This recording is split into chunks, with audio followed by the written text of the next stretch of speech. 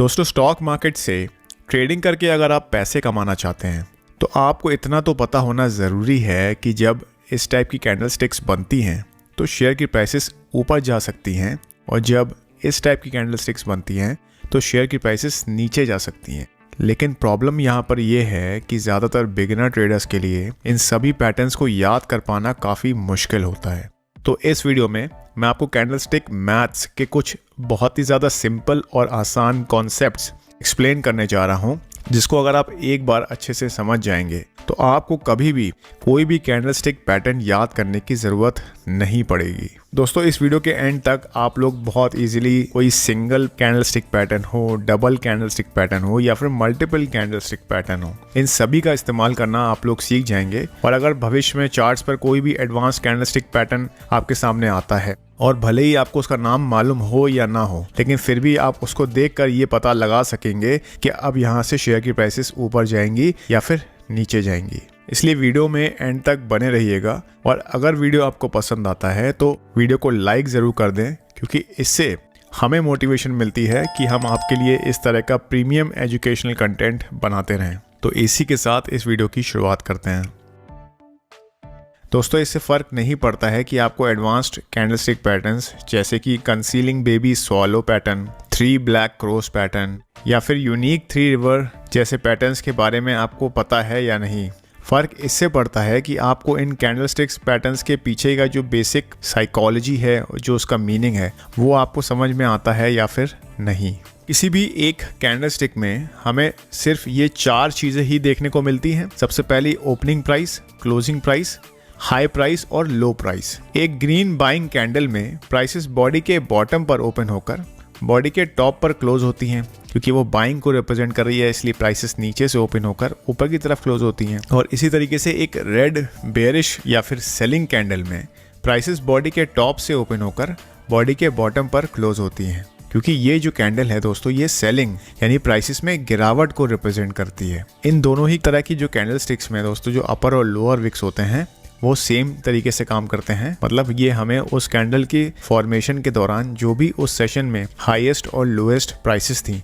उसके बारे में बताते हैं। एक बार आपने जो कैंडलस्टिक्स के पीछे का जो बेसिक मीनिंग है वो आपको अच्छे से समझ में आ गया, उसके बाद आपको इन 5 एलिमेंट्स की जानकारी होने की ज़रूरत है और उसके बाद आप किसी भी कैंडलस्टिक पैटर्न को बिना याद करे आप उसका इस्तेमाल कर सकते हैं। सबसे पहला जो एलिमेंट है उसका नाम होता है size of the body of a candle. अभी थोड़ी देर पहले मैंने आपको बोला कि एक कैंडलस्टिक 2 चीज़ों से बनी होती है।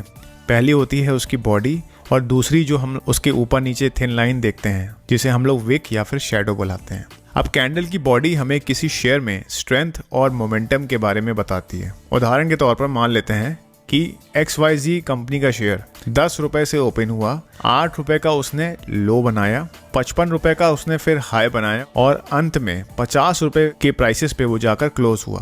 तो यहाँ एक बड़ी बॉडी वाली ग्रीन कैंडल फॉर्म हो जाएगी, क्योंकि जो क्लोजिंग प्राइस है वो ओपनिंग प्राइस से काफ़ी ऊपर है, यानी ज़्यादा है। तो यहाँ पर हम कह सकते हैं कि जो XYZ कंपनी का शेयर है, यहाँ पर बायर्स की पकड़ काफ़ी ज़्यादा मजबूत देखने को मिल रही है। इसी तरीके से मान लीजिए अगर XYZ का शेयर 50 रुपए से ओपन होता, पहले 55 रुपए का एक हाई बनाता, उसके बाद 8 रुपए का एक लो बनाकर 10 रुपए की प्राइसेस पर क्लोज हो जाता, तो यहाँ पर एक बड़ी रेड कैंडल फॉर्म हो जाती, क्योंकि शेयर की जो क्लोजिंग प्राइस है उसकी ओपनिंग प्राइस से काफ़ी नीचे है, यानी कम है। तो इस सिचुएशन में हम कह सकते हैं कि यहाँ XYZ के शेयर में हमें एक स्ट्रॉन्ग बेयरिश मोमेंटम देखने को मिल रहा है। अब कैंडलस्टिक पैटर्न्स के बारे में जो दूसरा इंपॉर्टेंट एलिमेंट है वो है लेंथ ऑफ द विक्स। मतलब दोस्तों, किसी कैंडल के ऊपर और नीचे जो पतली लाइंस हमें देखने को मिलती हैं वो ज़्यादा लंबी हैं या फिर काफ़ी छोटी हैं। ये एक काफ़ी इंपॉर्टेंट एस्पेक्ट होता है किसी कैंडलस्टिक पैटर्न के बारे में। जैसे अगर मान लीजिए कोई बड़ी बॉडी और छोटी विक्स वाली कैंडल है, तो उससे हमें किसी शेयर में स्ट्रेंथ और मोमेंटम के बारे में पता चलता है। ठीक उसी तरह अगर मान लीजिए एक बड़े विक वाली और छोटी बॉडी वाली कैंडलस्टिक बनती है, तो उससे हमें प्राइसेस में वोलेटिलिटी के बारे में पता चलता है। अब अगर किसी कैंडल में ऊपर का विक काफ़ी बड़ा है, तो इससे हमें पता चलता है कि यहाँ पर प्राइसेस को सेलर्स कंट्रोल कर रहे हैं। और ऐसा इसलिए है क्योंकि यहाँ पर कैंडल की जो बॉडी है और उसकी जो हाईएस्ट प्राइसेस हैं, मतलब विक का जो हाई है, उसके बीच में डिस्टेंस काफ़ी ज़्यादा है, जिससे हमें रिजेक्शन ऑफ हायर प्राइसेस के बारे में पता चल रहा है। और वहीं अगर मान लीजिए किसी कैंडल में नीचे का विक काफ़ी लंबा है, तो इससे हमें पता चलता है कि यहाँ पर प्राइसेस को बायर्स ने कंट्रोल करा, क्योंकि यहाँ पर कैंडल की जो लोअर विक है या फिर जो लो प्राइसेस हैं और जो उसकी बॉडी है उसके बीच में डिस्टेंस काफ़ी ज़्यादा है। तो इससे हमें यहाँ पर रिजेक्शन ऑफ लोअर प्राइसेस के बारे में पता चलता है। अब जो हमारा थर्ड इंपॉर्टेंट एलिमेंट है वो होता है ratio between wicks and bodies. दोस्तों पहले हमने बात करी कि एक बड़ी बॉडी वाली कैंडल हमें किसी शेयर में स्ट्रॉन्ग बुलिश या फिर बेयरिश मोमेंटम के बारे में बता रही होती है, और उसके बाद मैंने आपको बताया कि एक बड़े विक वाली कैंडल हमें स्टॉक में प्राइसेस को बायर कंट्रोल कर रहे हैं या फिर सेलर कंट्रोल कर रहे हैं, इसके बारे में बताती है। अब एक और जो इम्पोर्टेंट यहाँ पर कॉन्सेप्ट है या एलिमेंट है वो ये है कि कैंडल स्टिक की जो बॉडी है वो इसके विक्स के कंपैरिजन में कहाँ पर फॉर्म हुई है, ये भी एक काफ़ी इंपॉर्टेंट पहलू होता है। अगर मान लीजिए कोई कैंडल स्टिक का ऊपर और नीचे दोनों विक काफ़ी बड़े हैं और बॉडी सेंटर या फिर मिडिल में प्लेस्ड है, तो इससे हमें इनडिसीजन यानी अनिर्णय के बारे में पता चलता है। इससे हमें ये पता चलता है कि यहाँ पर इस वक्त मार्केट पार्टिसिपेंट्स ये डिसाइड नहीं कर पा रहे हैं कि यहाँ से शेयर की प्राइसेस ऊपर जानी चाहिए या फिर नीचे।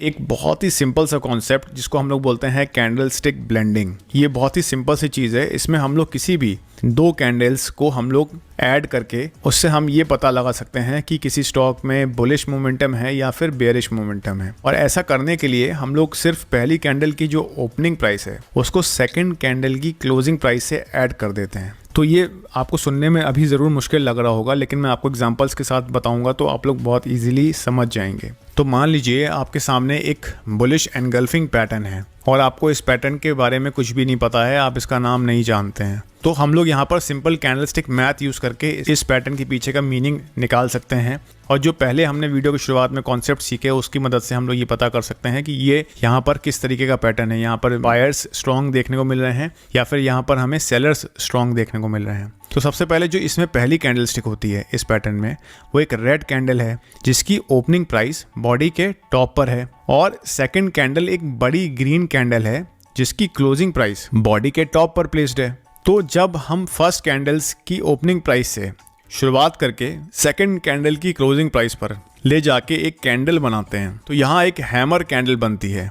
विक्स बनाने के लिए जो भी दो कैंडल्स हम लोग यूज़ कर रहे हैं उनका जो भी हाईएस्ट और लोएस्ट विक्स है उसको हम लोग एज इट इज मार्क कर देंगे। तो यहाँ पर आप देखेंगे कि यहाँ पर जब हमने एक बुलिश एनगल्फिंग पैटर्न को ब्लेंड करा, मतलब हमने उसको ऐड करा, तो यहाँ पर एक हैमर पैटर्न बन के आया जिसमें नीचे की तरफ काफ़ी लंबा विक है। और मैंने आपको क्या बताया था कि नीचे की तरफ अगर लंबा विक होता है तो इससे हमें रिजेक्शन ऑफ लोअर प्राइसेस के बारे में पता चलता है। तो यहाँ पर बिना इस पैटर्न का नाम जाने हमने कैंडल स्टिक को ऐड करके ये पता लगा लिया कि यहाँ पर बायर्स स्ट्रॉन्ग देखने को मिल रहे हैं।